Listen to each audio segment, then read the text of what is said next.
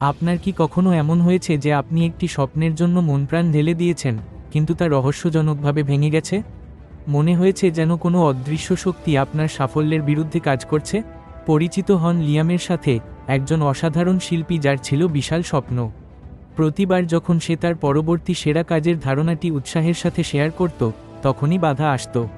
সরঞ্জাম গায়েব হয়ে যেত, অনুপ্রেরণা কমে যেত, অথবা ছোটখাটো সমালোচনা তার মনোযোগ সরিয়ে দিত। সে বন্ধুদের সাথে কথা বলতো উৎসাহের জন্য, কিন্তু ফলাফল সবসময় একই থাকত, হতাশা।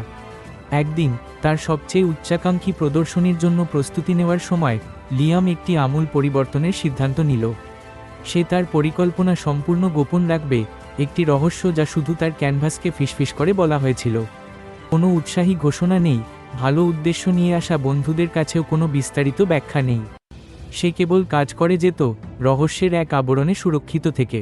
প্রথমবারের মতো তার প্রকল্পটি কোনো বাধা ছাড়াই এগিয়ে চলল, সম্পূর্ণ এবং শ্বাসরুদ্ধকরভাবে সফল হয়ে বিশ্বে আবির্ভূত হলো, কোনো হস্তক্ষেপ ছাড়াই।